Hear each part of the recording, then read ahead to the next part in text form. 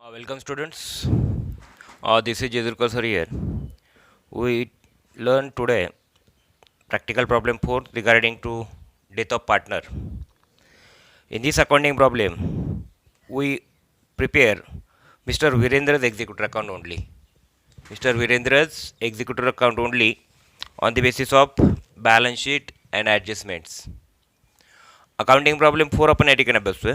Virendra, Devendra and Narendra were partners sharing profits and losses in the ratio of 3:1. Their balance sheet as on 31st March 2019 was as follows. या प्रकारे balance sheet provide केलं गेलं आहे की ज्या अनुषंगाने accounting problem हा आपण प्रॉपरली सॉल्व्ह करतोय. यामध्ये प्रिपेअर मिस्टर विरेंद्रज एक्झिक्युटर अकाउंट याचा अर्थ की मिस्टर विरेंद्रज कॅपिटल अकाउंट ऑपरेट करायचं आहे की ज्या माध्यमातून तुम्हाला विरेंद्रज एक्झिक्युटर अकाउंट प्रिपेअर करायचं किंवा विरेंद्रज एक्झिक्युटर जो काय बॅलन्स असेल लोन तो आपण फाइंड आउट करणार आहोत. ठीक आहे, म्हणजे विरेंद्रज लिगल हिअर यांना किती अमाऊंट आपल्याला पे करायची आहे हे आपल्याला विरेंद्रज कॅपिटल अकाउंट प्रिपेअर केल्याच्या नंतर या ठिकाणी लक्षात घ्यायचं आहे. ठीक आहे, तर हा जो अकाउंटिंग प्रॉब्लेम आहे हा कशा पद्धतीने सॉल्व्ह करायचा ते लक्षात घेऊयात. Suppose Virendra's Devendra and Narendra, there are three partners. ठीक है, Virendra is first partner. So Virendra's share in this partnership is 3/6 याप्रमाणे. याचा अर्थ हाफ शेअर 3/6 मीन्स 3/6 हा जो शेअर जर असेल या ठिकाणी तर हाफ शेअर या ठिकाणी टोटली 50% इन्व्हेस्टमेंट मिस्टर विरेंद्र यांची या बिझनेसमध्ये आहे हे आपण लक्षात घेऊ शकता. ठीक आहे, आता सुरुवातीला आपण काय करतोय की हा अकाउंटिंग प्रॉब्लेम सॉल्व्ह करताना विरेंद्र रिगार्डिंग जे जे काय बॅलन्सेस ते आपण या ठिकाणी सॉल्व्ह करतोय, सॉर्ट आउट करतोय. ठीक आहे, सुरुवातीला बॅलन्स दिला बँक लोन, तो आपण ट्रान्सफर करत नाही कुठेही. क्रेडिटर्स देखील कुठेही ट्रान्सफर करत नाही. जर केलं असते ट्रान्सफर तर हे कुठे गेले असते बॅलन्स शीटच्या लायबिलिटी साईडला. बिल्स पेबल देखील आपण ट्रान्सफर करत नाही. नंबर नेक्स्ट की reserve fund. Reserve fund 30,000 provide केला आहे बॅलन्स, बरोबर आहे. मग रिझर्व्ह फंड जर 30,000 बॅलन्स प्रोव्हाइड केला तर आपण त्या संदर्भातील वर्किंग नोट जे काय असेल ते बघूयात. Reserve fund ₹30,000 share of Virendra 3/6 म्हणून या ठिकाणी 30,000चं डिवायडेशन झालं 1/2 याप्रमाणे 15,000 म्हणजे 15,000 हा शेअर असेल रिझर्व्ह फंडमधील कोणाचा मिस्टर विरेंद्र यांचा. मग आपण या ठिकाणी विरेंद्रस कॅपिटल अकाउंट ऑपरेट केला याप्रमाणे. मग विरेंद्रस कॅपिटल अकाउंट यांच्या क्रेडिट साईडला मेन्शन केलं बाय रिझर्व्ह फंड अकाउंट ₹15,000 याप्रमाणे आपण इफेक्ट द्यायचा आहे. समजलं. नंबर नेक्स्ट आहे कॅपिटल अकाउंट. आता कॅपिटल अकाउंट की विरेंद्र यांचं कॅपिटल किती यामध्ये ₹90,000. मग कॅपिटल अकाउंट ₹90,000 याप्रमाणे विरेंद्र यांचं कॅपिटल आपण फक्त घेतलं यामध्ये. मग विरेंद्र यांचं कॅपिटल अकाउंट आपण ट्रान्सफर कुठे केलं विरेंद्रच कॅपिटल अकाउंटच्या क्रेडिट साईडला बाय बॅलन्स ब्रॉट डाऊन ₹90,000 याप्रमाणे. ठीक आहे, याप्रमाणे लायबिलिटी साईड आपण ट्रान्सफर केली आहे. ॲसेट साईड आपण ट्रान्सफर करतो की ज्यामध्ये furniture, land and building, motor car, debtors, bills receivable, investment, cash at bank या सर्व ॲसेट्स आपल्याला प्रोव्हाइड केलेत. आणि या ॲसेट्सपैकी आपण काय करतो आहे की ज्या ॲसेट रिगार्डिंग ॲडजस्टमेंट असेल त्याचा इफेक्ट्स आपण या ठिकाणी देणार आहोत. ठीक आहे, त्या ठिकाणी पुढे काय मेन्शन केलं की mister Virendra died on 31st August 2019. आता 31st ऑगस्ट 2019ला मिस्टर विरेंद्र यांची डेथ झाली आहे. तर याचा अर्थ 1 एप्रिल 2019 टू 31st ऑगस्ट 2019 या 5 मंथ ड्युरेशनचे जे बेनिफिट्स आहेत ते आपल्याला विरेंद्र यांना या ठिकाणी प्रोव्हाइड करायचे आहेत हे लक्षात घ्या. मग या ठिकाणी 5 मंथ कसे येतात ते लक्षात घ्या. Virendra died on 31st August 2019. Therefore, 1st April to 31st August, April, May, June, July, August, there are 5 months. 5 months benefits provided to Mr. Virendra or Virendra's executor. हे आपण या ठिकाणी लक्षात घ्यायचं की विरेंद्रज एक्झिक्युटर यांना 5 मंथचे बेनिफिट्स आपण प्रोव्हाइड करणार आहात हे या ठिकाणी लक्षात आलं. ठीक आहे, त्यानंतर पुढे काय मेन्शन केलं आहे that the event of the death of Mr. Virendra, his executor be entitled to be paid out. Virendra यांच्या एक्झिक्युटरला या ठिकाणी अमाऊंट्स पेड करायचे आहेत की ज्यामध्ये नंबर फर्स्ट ॲडजस्टमेंट दिली आहे the capital to his credit at the date of death. त्या ठिकाणी ॲक्च्युअलमध्ये आपण जे काय कॅपिटल जे काय प्रोव्हाइड केलं आहे डेथ नंतरचं ते या ठिकाणी बाय बॅलन्स ब्रॉट डाऊन आपण विरेंद्रच कॅपिटल म्हणून आपण या ठिकाणी 90,000 मेन्शन केलं. ॲडजस्ट नंबर सेकंड मेन्शन केली his proportion of reserve at the date of last balance sheet.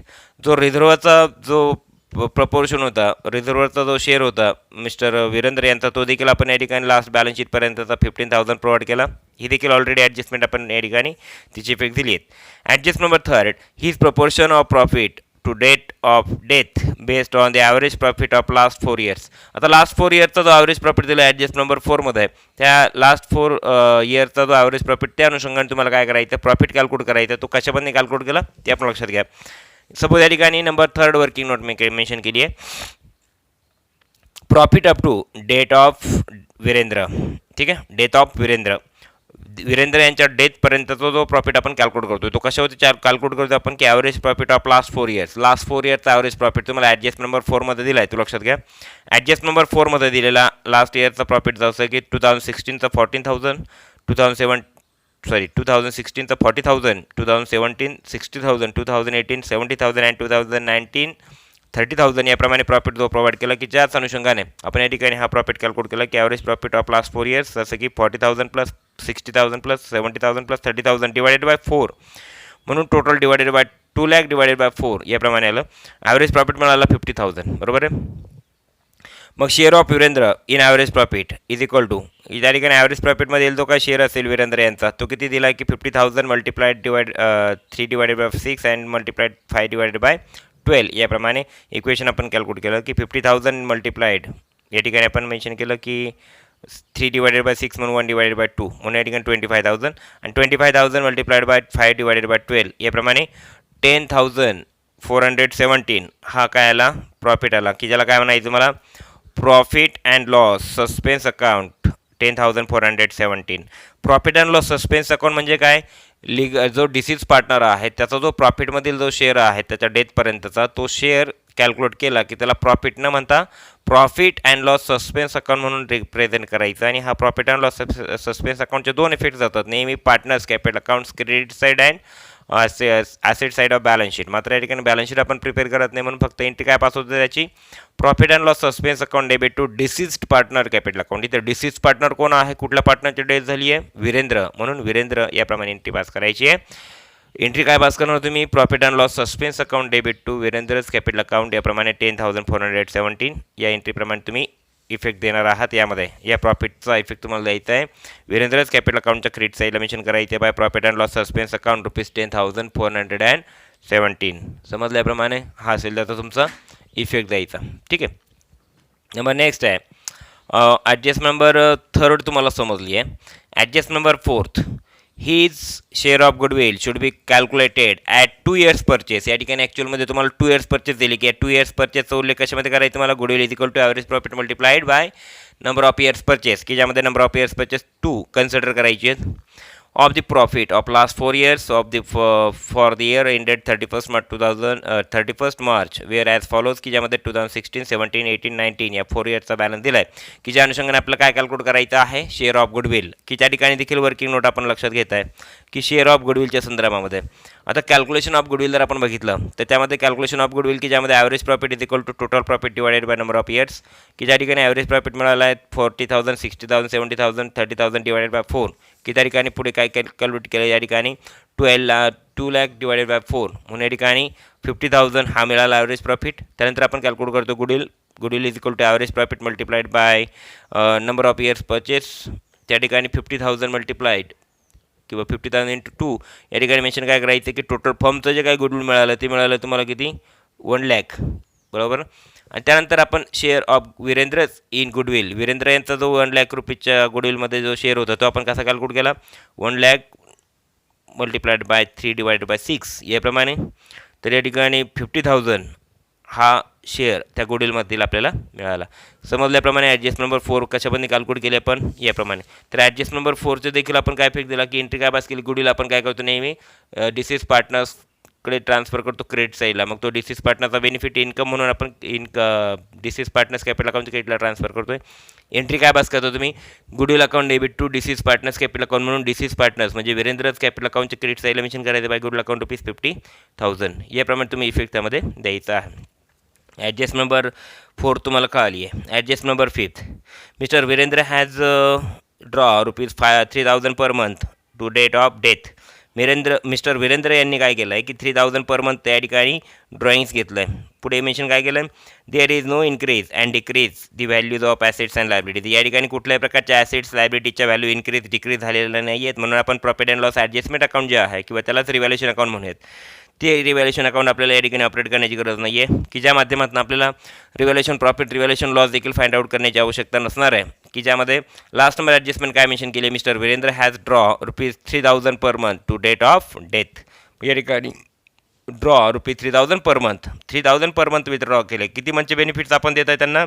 April to August म्हणून 5 मंथचे बेनिफिट्स प्रोव्हाइड करताना 5 डिवायडेड बाय किंवा 3 मल्टिप्लाइड बाय 5 3000 मल्टिप्लाइड बाय 5 म्हणून त्या ठिकाणी 15,000 ही अमाऊंट कसली येणार? ड्रॉइंगची.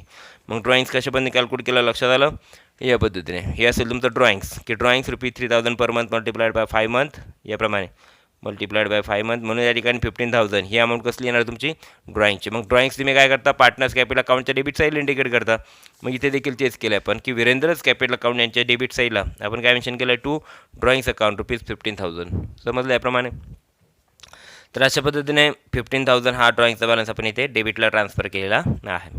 ॲडजस्टमेंट्स टोटल ओव्हर झालेत, कंप्लीट झालेत.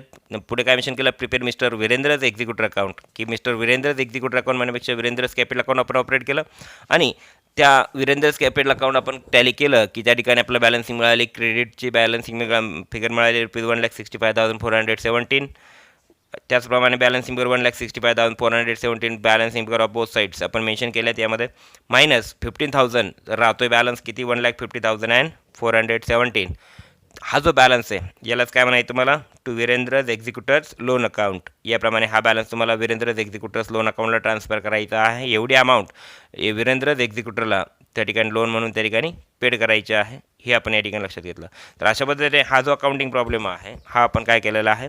सॉल्व केलेला आहे की या पद्धतीने तुम्हाला प्रॉपरली सर्व इफेक्ट्स त्यामध्ये द्यायचे होते. तर या पद्धतीने तुम्ही बघू शकता अकाउंटिंग प्रॉब्लेम या पद्धतीने. या वर्किंग नोट्स तुम्ही बघू शकता. ठीक आहे. आय थिंक सर्वांना हा अकाउंटिंग प्रॉब्लेम समजला असेल. Okay, thank you.